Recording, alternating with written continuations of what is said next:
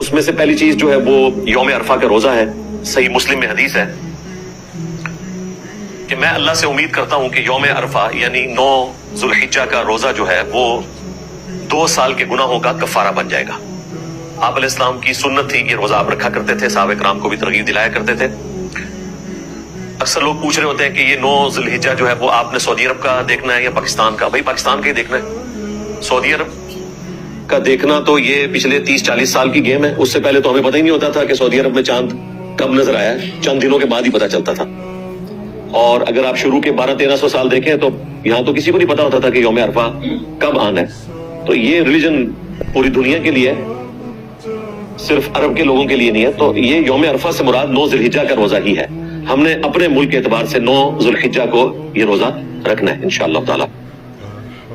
باقی جو قربانی کرنے والے لوگ ہیں ان کے لیے ایک الگ سے حدیث ہے صحیح مسلم کے اندر کہ جن لوگوں کا ارادہ ہو قربانی کرنے کا اس مہینے میں, تو وہ پھر ذوالحجہ کا چاند نظر آنے سے لے کر قربانی ہونے تک اپنے جسم سے کوئی چیز ریموو نہیں کریں گے. نہ ناخن ریموو کریں گے, نہ غیر ضروری بال, نہ سر کے بال, کوئی چیز کھال سے ریموو آپ نے نہیں کرنی.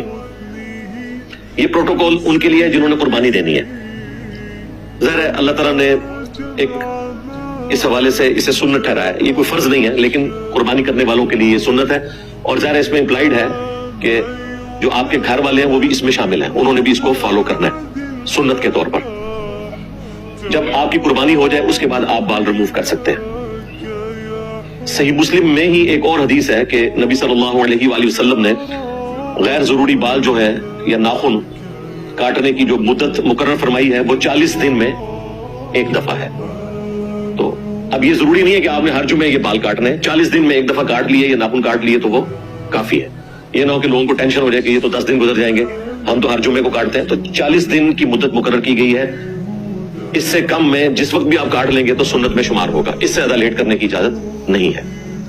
اب وہ لوگ جو قربانی نہیں کریں گے یا ان کی استطاعت نہیں ہے تو ان کے لیے بھی ایک حدیث موجود ہے سنن نبی داؤد کے اندر, سنن نسائی کے اندر, دونوں بکس میں, کہ نبی صلی اللہ علیہ وآلہ وسلم سے ایک صحابی نے کہا یا رسول اللہ میرے پاس تو ایک دودھ دینے والی بکری ہے, اگر آپ مجھے اجازت دے تو میں وہ قربان کر دیتا ہوں. تو آپ نے اجازت نہیں دی. ظاہر ہے کہ اس کا رزق اس سے جڑا ہوا تھا, اس کے علاوہ اس کے پاس کچھ نہیں تھا. تو آپ علیہ السلام نے فرمایا کہ تم پھر ایسا کرنا کہ عید والے دن جب باقی لوگ قربانی کر رہے ہوں گے تو تم نے اپنے بال صاف کر لینے ہیں, ناخن کاٹ لینے ہیں, تو تمہیں بھی اللہ تعالیٰ پوری قربانی کا ثواب دے دے گا.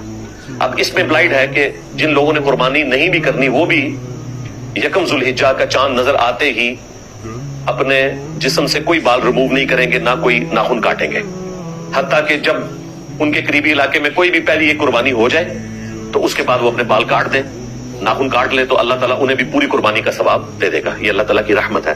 اللہ اکبر کبیرا والحمد للہ کثیرا وسبحان اللہ بکرۃ واصیلا.